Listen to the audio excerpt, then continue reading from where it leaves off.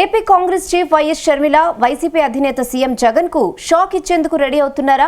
సొంత ఇలాఖాలో ముఖ్యమంత్రికి చెక్ పెట్టేందుకు వ్యూహరచన చేస్తున్నారా?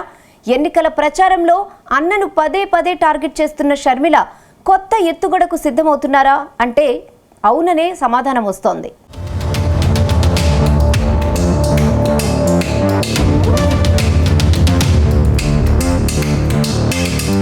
ఏపీ ఎన్నికలు ఈసారి సర్వత్రా ఆసక్తిని రేకెత్తిస్తూ ఉన్నాయి. టీడీపీ, జనసేన, బీజేపీ కూటమిగా బరిలో దిగుతూ ఉంటే సింగిల్గా వైసీపీ, కాంగ్రెస్ పార్టీలు సిద్ధమవుతూ ఉన్నాయి.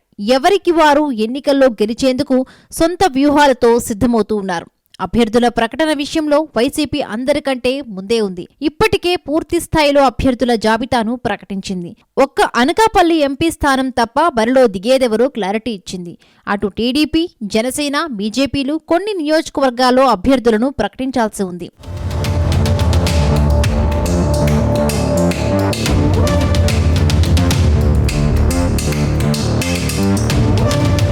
కాంగ్రెస్ ఇప్పటికైతే అభ్యర్థుల జాబితాను ప్రకటించకపోయినా ఎవరిని ఎక్కడి నుండి బరిలో దించాలన్న దానిపై ఒక క్లారిటీకి వచ్చినట్లుగా చెప్తున్నారు.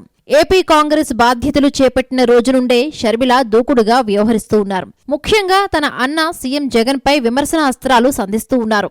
రాజకీయ విమర్శలతో పాటు ఒక్కోసారి వ్యక్తిగత ఆరోపణలు చేస్తూ టార్గెట్ చేస్తున్నారు. దీంతో రాబోయే ఎన్నికల్లో షర్మిల ఎక్కడి నుండి పోటీ చేస్తారన్న విషయం ఆసక్తికరంగా మారింది. ఆమె ఎమ్మెల్యేగా పోటీ చేస్తారా లేక ఎంపీ బరిలో దిగుతారా అనే ప్రశ్నలు వ్యక్తమవుతున్నాయి. జగన్ కు చెక్ పెట్టాలంటే ఆయన సొంత జిల్లా నుండి షర్మిలను బరిలో దించాలని కాంగ్రెస్ అధిష్టానం భావిస్తోంది. షర్మిలను కడప లోక్సభ స్థానం నుండి పోటీకి దించితే వైసీపీని దెబ్బకొట్టొచ్చని, జగన్ దూకుడుకు బ్రేకులు వేయొచ్చన్నది కాంగ్రెస్ హైకమాండ్ ఆలోచన.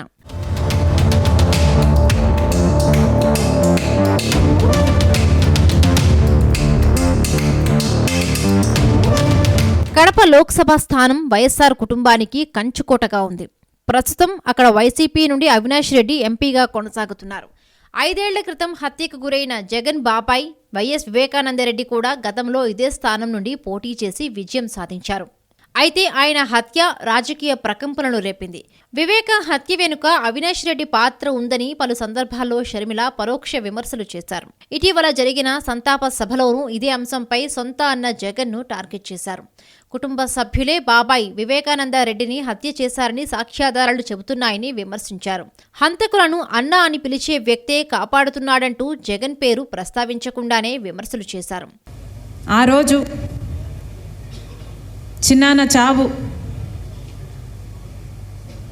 నమ్మలేని నిజం. ఈరోజు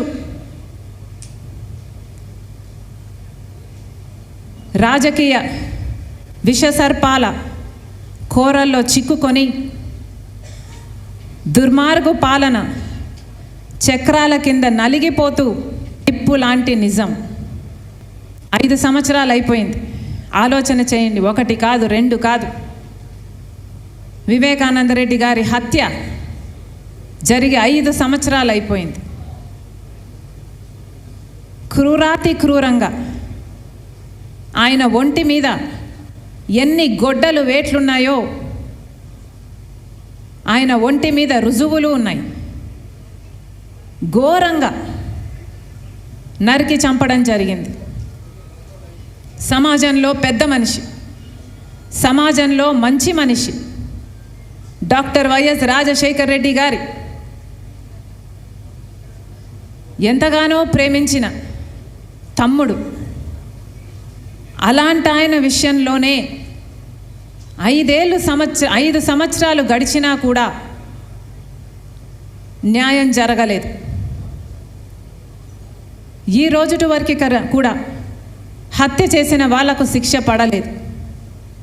ఇక అంతటి మనిషికి కూడా న్యాయం జరగకపోతే, హంతకులకు శిక్ష పడకపోతే ఇక సమాజంలో సామాన్యుల పరిస్థితి ఏమిటి?